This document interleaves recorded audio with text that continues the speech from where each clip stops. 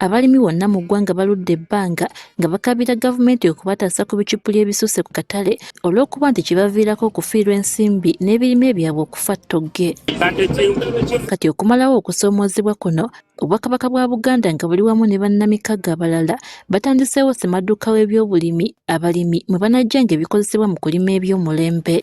Omukolo guno gukulembeddwamu omumyuka wa Katikkiro Robert Waggwa Nsibirwa nga ssemaduuka ono yasookedde ddala mu Bwakabaka bwa Buganda mu ssaza lya Buweekula. Yatwala omukisa guno okutongoza era okugulawo ssemaduuka wa Kabaka ebyobulimi n'obulunzi. Kireeseza ssemaduuka ono ebintu bisatu. Buli gye tubadde nga tutambula abantu ba Ssaabasajja Kabaka mu Mwanyi Terimba n'ebirala ng'abantu bagayaayanira okufuna ebikozesebwa mu kulima n'okulunda eby'omutindo. Abantu nga bakaaba olw'ebintu okubabeera ewala. N'ekyokusatu ng'abantu bakaaba ebbeeyi. Ekigendererwa kya kusembereza balimi buweereza kumpi okusinga okutindigga eŋŋendo empanvu. Leero nina essanyu ku lwa Katikkiro litutongooza ssemaduuka asookedde ddala mu Bwakabaka okukozesa ng'osangayo ebirimisibwa ebikozesebwa mu kulima ate n'ebikozesebwa mu kulunda nga bya mutindo nga bya ssente ensaamusaamu ate nga biri w'osula era w'owangaalira. Abalimi babadde nga bakosebwa nnyo mu kiseera ky'ekyeya ng'abalimi abalina obusobozi obutono sizoni zibafa. Bino byonna kati byandifuuka olufumo kyokka nga n'obutonde bw'ensi babulowoozezzaako. Ssemaduuka creates the financial foundation that allows farmers to adapt and not just survive.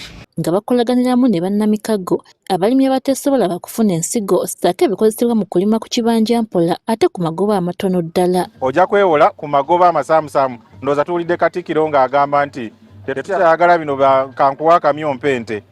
Ssemaduuka agenda kuggyawo ekintu ekyo nti amagoba ge tugenda okukolerako abantu baffe mu ssemaduuka magoba masaamusaamu nnyo. Kyokka ssemaduuka ono si wakukoma ku kyakutunda nga bigimusa, ensigo oba n'ebikozesebwa ebirala, wakutondawo n'akatale k'ebirime akalungi. Ssemaduuka ono naye agenda kutondawo akatale. Era kyekimu ku bintu abantu baffe badde babonaabona nabyo. Olimye by'olimye, sizoni etuuse omaze okukungula, n'otandika okunoonya ng'obonaabona okunoonya w'onoobitundira. Ssemaduuka ono azze n'akatale nti bw'otunulira abantu nga Green Pulse oba olimye emmwanyi basobola ozikugulako. Bw'oba tosobodde Mwanyi Terimba nayo bweri. Abalimi basanyukidde enteekateeka eno. Ssuubi ddene nnyo okubanga tugenda kufuna eddagala eriri ku mutindo n'ensigo eziri ku mutindo nga teziriimu feeke nawo bulunzi bwennyini okufuna eddagala eriri ku mutindo. Tubadde nga tufuuyira enkwa n'oba nga zifuuyidde ebigimusa. Mu kifo ky'okufa enkya osanga zeeyongedde kugejja. Ente ne zifuna emisujja gya buli kaseera n'endwadde endala, obulunzi ne butulemerera, obulimi ne butulemerera. Emmwanyi ng'ebigimusa tebivaayo, ettaka ly'olunnyo tezizibwa bujja, naye kati tusuubira nti ssemaduuka byonna ebizze bijja kuba birungi byereere okuva mu maanyi g'Obwakabaka.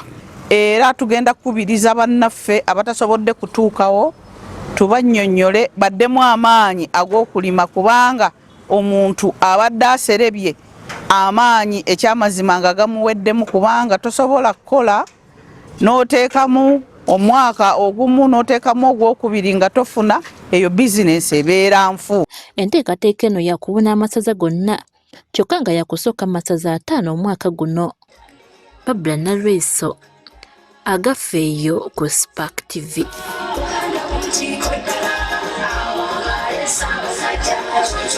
Thank you.